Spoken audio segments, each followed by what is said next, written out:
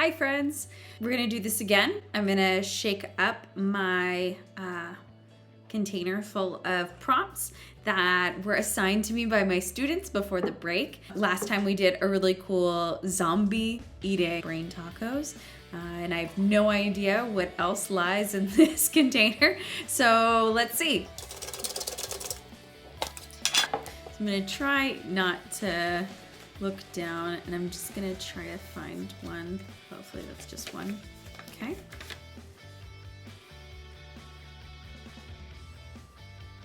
Okay, so this one is from a 4th grade class, from Miss Immons' class. So shout out to Miss Immons' class. This prompt is rat in a birthday party. So I could take that in a few ways. So like the rat is attending the birthday party, or the rat is like a surprise in the birthday party. Think about that one. Okay, let's get started. So I was thinking about Ratatouille. When I thought about this prompt, that is immediately what I thought was this family of rats that kind of made themselves at home at a birthday party. So I'm creating the shape of my rat, kind of how I remember the rats in that movie being, and they were sort of like teardrop shaped. So I started with a rounded teardrop shape. So the head is up top, and he's sort of sitting on his back, the backs of his legs, with his tail tucked under him, sort of rocking himself with his lovely little piece of cake there. And he looks very pleased with himself. He also looks like a very well-fed rat. To do the cake, I wanted it to look like the people at the party had already cut open the cake and done the whole candles thing, and he just came and decided that the remainder was for him. So he's sort of placed himself on the cake plate and is just having a great time munching on some cake. But I wanted there to be two separate parts of my scene. So he is on the plate on the table living his best rat life, and then there's the partygoers behind him that he is unaware of, who are obviously just freaking out. So I started a quick sketch of this face behind him. I didn't really do too many details. I wanted to make sure that I made the eyes really expressive and the mouth really big.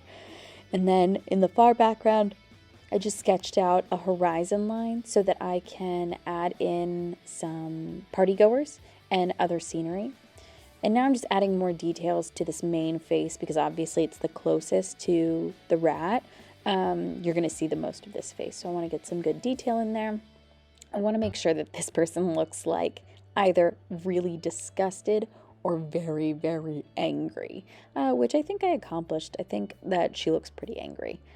So now I'm just adding those details in the back, trying to make sure that I show some depth by making some of my figures smaller as they get farther away, and the ones that get close to the rat are a bit bigger. Some of them are jumping up, some are rocking themselves on the ground because they're so scared.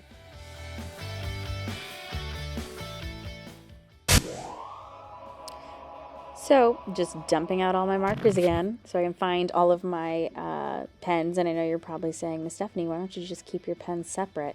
That's an excellent suggestion. Thank you. But also when I travel around, and when I say travel, I mean like just go out for the day, I like to just keep one bag with me. So I put like all of my pens together. So it gets a bit crazy. So right now what I'm using is a 0.8 marker pen, and it's got a really stiff tip, but it gives a lot of ink. So I'm doing just some quick tracing about the outlines and going in with some thinner pens that I have to add a bit of texture and some details. Here I'm going to start with a stiff pen, and then I'm going to change to one of my brush tipped pens so that I can get a more varied line. And variety really just means that the line changes as it goes along. It might get thicker, it might get thinner, it might wave a little bit, it might be straight. It just is changing. So sometimes that variety is good, and other times I prefer a stiffer, more consistent line so that I can draw some emphasis to something. And that's why I wanted the rat to pretty much be in this static, consistent line throughout his outline. So everything else is a little bit more irregular, so he stands out. So now, as I work in pen, I start to fill in more details because when I'm working in pencil, I just really want to be simple and I want it to go fast, and I want to get the basics down so that when I start working in pen, I have more time and more flexibility to change things and be creative without having to erase. So when I am drawing in pencil, I try to just draw what's necessary so that I understand the drawing and so that I work out proportions and shapes. But then when I'm working with my pen, that's when I feel like the drawing really starts to come together. The difference in this woman that I'm drawing right now from pencil to pen is drastic because when I drew it in pencil, I thought she looked angry. Now that I'm filling it in and shading and adding everything with the pen, she looks terrifyingly angry, and that mouth is something else. So I'm going in with my, I think this is a 0.03. It's a very, very, very fine pen. It's very stiff, but also fragile tipped. So I have to be really gentle, but it's excellent for doing hatching and cross hatching and stippling. It makes really cool, very layerable lines so that I can build up my shadows. When you're doing hatching and cross hatching, you kind of want to start in a wider layer so that you can build up the shadow. I even shaded inside of her mouth on her teeth and added a bit of stippling to the tongue because I just wanted a little bit more texture.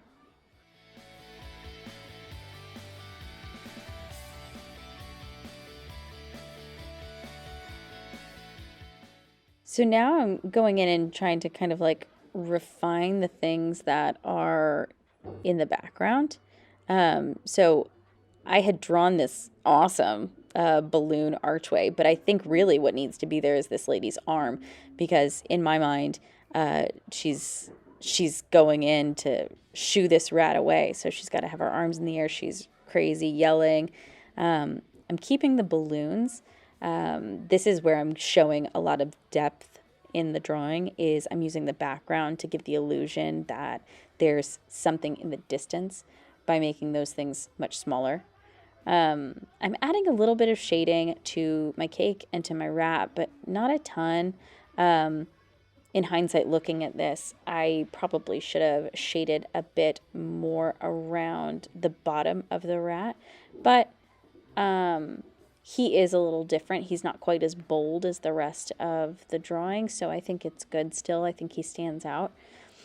Now I'm going over these party goers. So we've got the people, jumping up and down, arms in the air, but some of them are really far away, so they don't have a lot of detail, and that's okay. Some of them are basically going to be like super fuzzy to the natural eye anyways. So I just did the basics, maybe gave a line for their pants or gave the illusion of some sort of texture to the hair, and then the people that are farthest in the distance are completely black because we wouldn't see them. So now I'm continuing with my hatching, so I'm just doing some vertical line hatching and then adding a bit more to the plate. So when I add the shadow to the plate, I always try to make sure that I'm choosing a consistent light source because wherever the light source is, the shadows are going to fall to the opposite side. And I went in there and did a whole lot of erasing so that I could see everything really well and figure out what else needs to be added to this. And there you go. So I felt like what was missing were some really thick graphic lines on my rat, and just to give more drama to the scene. I just can't get over how happy he looks and how insanely angry she looks. So I think that's it, guys. I hope you enjoyed this. I hope you made your own version. If you did, you should post it somewhere so other people can see how amazing it is. And I hope you have a great day. Bye.